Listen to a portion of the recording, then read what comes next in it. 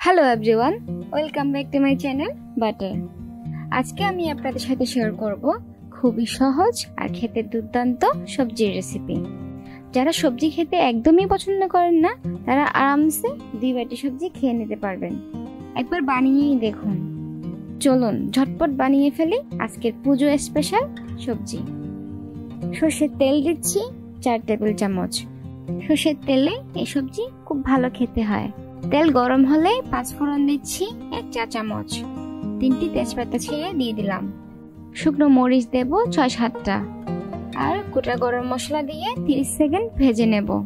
গোটা গরম মশলার মধ্যে আছে এলাচ 3-4টা, দারচিনি 2 টুকরো, লবঙ্গ 5-6টা। সবজি একে একে ভেজে নেব। প্রথমে পেঁপে ভেজে নিচ্ছি, কারণ অন্যান্য সবজির তুলনায় পেঁপে সেদ্ধ হতে সময় বেশি লাগবে। আর এখানে 2 কাপ পেঁপে নিয়েছি।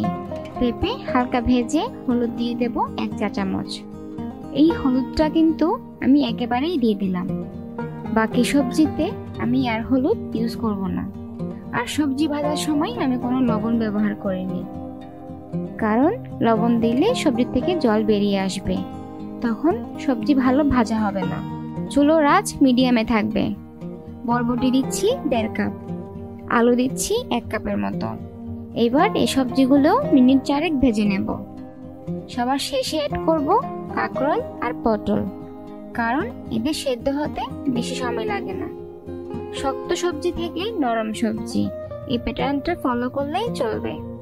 পটল আর কাঁকরোল পরিমাণে 1 কাপ করে আছে। সব সবজি দেয়া শেষ। ভালোভাবে ভেজে নেব আরো 5 মিনিট। সবজি লাল করে ভাজবো না।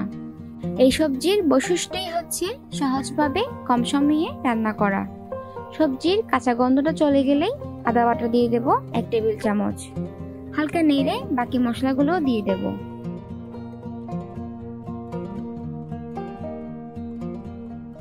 মরিচ গুঁড়ো দিচ্ছি 1 চা চামচ। ধনিয়া গুঁড়ো 1 চা চামচ থেকে সামান্য বেশি আছে। জিরা 1 চা চামচ। লবণ স্বাদ মতো। আমি এখানে 2 টিস্পুনের মতো দিয়েছি।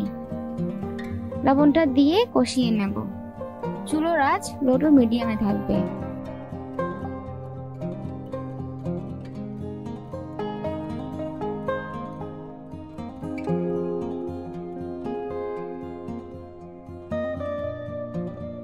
ঢাকনা দিয়ে রান্না করলে দেখবেন সবজি ভালো মজে যাবে আর সবজি থেকেও জল বেরোবে।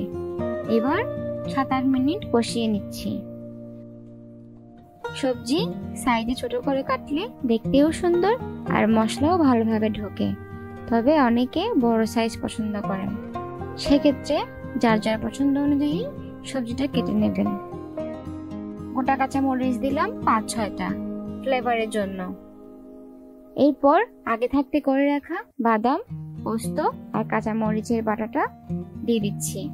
এখানে 20টা কাজু বাদাম, 3 টেবিল চামচ পোস্ত আর 3-4টা কাঁচা মরিচ দিয়ে ব্লেন্ড করে রেখেছিলাম। এবার 2-3 মিনিট নেড়ে চেড়ে গরম জল দিয়ে দেব। অনেকের জলের পরিমাণ বুঝতে একটু অসুবিধা হয়। আপনারা প্রথমে অল্প জল দিয়ে দেখবেন ঝোলটা ঠিক আছে কিনা, পরে লাগলে আরো অ্যাড করবেন। এতে পরে জল কম বা বেশি হবে না। আমি এখানে টোটাল 1.5 কাপের মতো অ্যাড করেছি। এবার ঢাকা দিয়ে রান্না করব আরো 10 মিনিট। মাঝে ঢাকনা খুলে নেড়ে চেড়ে দেব, যাতে তলায় লেগে না যায়। যে কোনো তরকারিতে বাদাম বাটা ইউজ করলে তলায় লেগে যায় খুব, তাই বারবার নাড়িয়ে দিলে এই প্রবলেমটা আর হবে না। রান্নার শেষ পর্যায়ে এসে চিনি দিচ্ছি 1 চা চামচ। নিরামিষ রান্নায় চিনি না দিলে কি হয় বলুন? ঘি দিচ্ছি 1 চা চামচ আর গরম মশলা দেব 2/3 চা চামচ। গরম মশলা পরিমাণে বেশি দিলে কিন্তু তরকারি কালো হয়ে যাবে। সামান্য নেড়ে চেড়ে তরকারি আরো 5 মিনিট দমে রাখবো। আমাদের রান্না কিন্তু শেষ। আপনাদের একটু সামনে থেকে দেখাই, দেখতেই কতটা লোভনীয় লাগছে একবার ভাবুন। এই সবজি ভাত, রুটি, পরোটা, লুচি সবকিছুর সাথেই আপনি সার্ভ করতে পারবেন। রেসিপিটি ভালো লাগলে অবশ্যই আমার চ্যানেলটি সাবস্ক্রাইব করবেন। সবাই ভালো থাকবেন বাটারের সাথে। Thank you. Bye by.